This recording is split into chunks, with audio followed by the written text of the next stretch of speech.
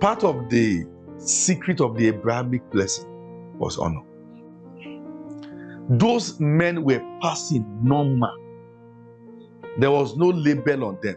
Are you sleeping, sir? There was no label on them that these are prophets or angels. The man of God honored them because that was his custom. The Bible said, don't be weary in well-doing, for by doing this, many have entertained angels. Not angels like men. Go back, everyone. Are you with me? To the culture of honor. So one time like that, I went to a family Christmas. No Christmas. Somebody comes to your house on Christmas, person comes to watch you, came to fellowship with you and eat. So they were cooking rice and cooking chicken. Yes, back. As the woman was cooking the rice and cooking the chicken, she was insulting everybody. By the time they were done cooking the rice and chicken, said, see, they was like, see, let me just go. But finally, you saw rice and chicken have just been cooked, and they came to serve you a bad egg. I am telling you the sincere fact. I'm very cold about with hot boiled egg and okra. I don't know if it's your village food, but I've never seen it in my life until then. That food simply means never come here. That's what we call a boy. You don't know what that means, guys. Ask Google. This is what I'm saying. Anywhere you see great people, one of the customs you see around them is hospitality. They are hospitable. That's one of the powerful. Are you following what I'm saying? By doing this, many have entertained angels. Not what? No, there are contentious people. Very contentious. They wonder why the heavens are locked. Unfortunately, permit me to be a bit gender biased. There are women who are not hospitable. They are narrow-minded. When you visit them, they believe that they have come for their small thing that they don't have. Very narrow-minded. You will not even be convenient that you are there. So somebody who is asking a guest, will you eat?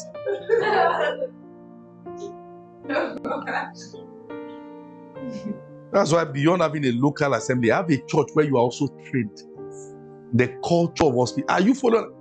That's why in our church, it's not an aspect you can even joke with. If you dishonor yourself, we fight you for dishonoring you. You must honor men. Honor is a door opener. It opens doors. See what I'm showing you this morning? These are powerful principles. Help me to go back to the culture of honor. Who have I dishonored that shut doors against me? See, listen to what I'm saying. Hold up. When I say pray against witches and wizards, nobody's dosing. Somebody's lying down on the bed now and saying, Lord, help me. Because some of you are sleeping and waking up and you are like electric shock. You are coming and saying, hey, where are we? Is rapture taking me? Get up from your seat, my friend. You are not a pregnant woman. Are you here? Listen, show me a secret practice of honor. What have I, if some of you might ask, what have I done that has shut the door against me? Restore, be back now. In the name of Jesus. When Abraham met those angels, was Abraham already wealthy? He was. There was something his money could not buy. So, this generation, and that's why I said that, may you don't be a victim of ministers seeking of legitimacy. Mark my word, in another 5-10 years, there will be casualties. All this intellectual gospel that is taking people away from consciousness of the supernatural. You see, I am not going to fully endorse that the whole generation is perfect. But the supernatural was upheld.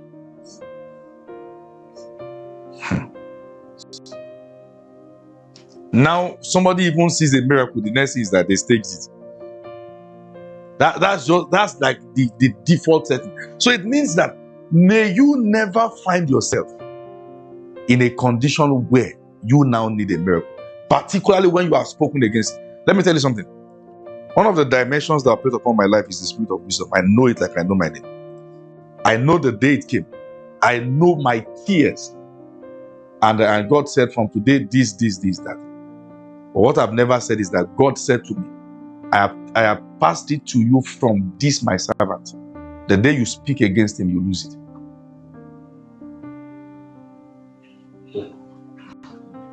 So there are people just talk against them.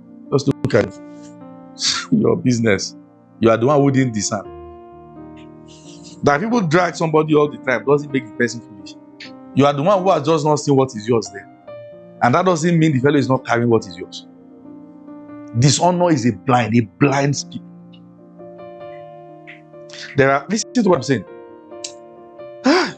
Should I be, I just feel I'm speaking to my mentees or sons and daughters, so I can hit you hard. There are families that are dry right now, not because they are not hardworking. Dishonor has shut doors. Let me tell you something. One time a family had a naming ceremony. This is one of the reasons why if I eat in your house,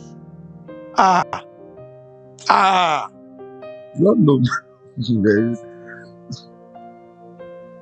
I told someone, I said, see, I have an account. If you think you have sown seed, I can show you my statement of account from so and so year. I've never touched the dime. Just so you know that I'm a deliberate man.